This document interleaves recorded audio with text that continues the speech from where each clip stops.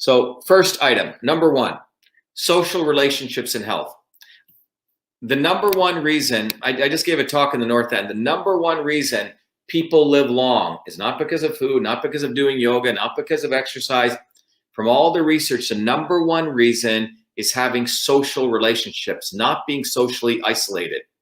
Number one reason, it's connections with people. It's having fellowship, whether you go to church or very close friends. Because this research that came out, it's a landmark study that came out many, many years ago, back in 1988. And what it showed fundamentally was that social isolation, the detriment that of social isolation and the power of social relationships to support your health. And one of the key things that came out in that study was that the lack of social connection, the lack of friendships is greater detriment than obesity, smoking, and high blood pressure, okay?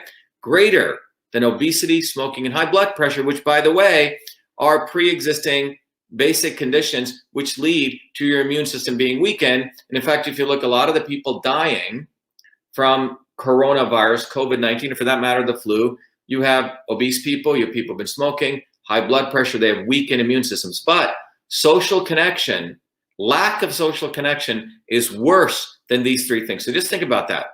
Lack of social connection is worse than obesity, smoking, high blood pressure. This is why they found people in certain cultures who smoke, maybe they're a little bit overweight, and they live 90, 100 years because they have these amazing friendships and connection. And the reason that's important, this was a great article that came out in Science News saying loneliness is a molecule. And that was talking about this very interesting paper that was written by Stephen Cole.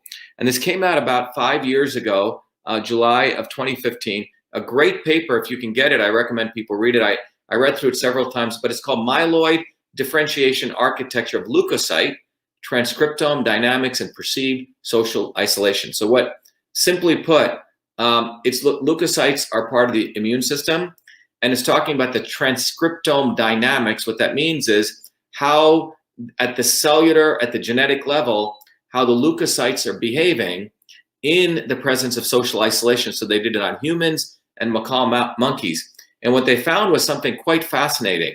They found that there's a phenomenon called conserved transcriptional response to adversity, CTRA, conserved transcriptional response to adversity. So basically, transcriptional response is how your genes respond to upregulate or downregulate certain molecules. Simply put, your genes are not just static.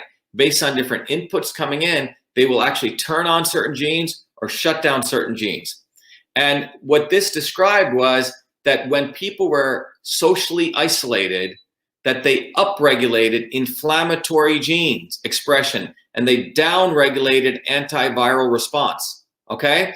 So under social isolation conditions at the genetic level, the body or the physiology at the cellular level was creating more inflammation.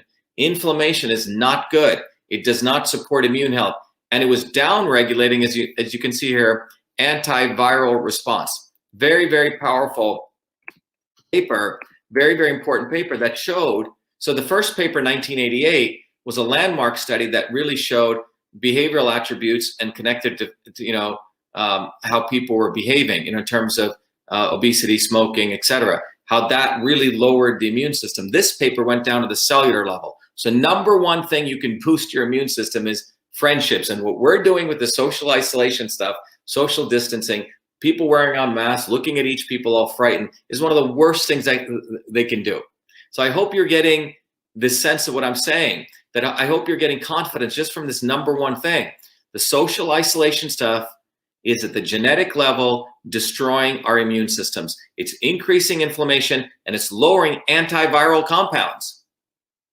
Number one, have friends, create close friendships. It was, again, great being at the North End. People sit together. We were hanging out, okay? When I go to a small village in India, you can rely on people or you hang out with friends. Number one immune boosting thing is social friendship. So this is why we have to fight for our lives here with all this lockdown nonsense. Number one thing. I hope that's clear. The lack of social connection is greater detriment than obesity, smoking, and high blood pressure.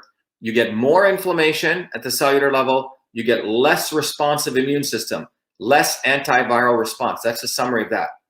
And one of the things that the 1988 landmark study showed was that with strong social connections, you have 50% increased chance of longevity.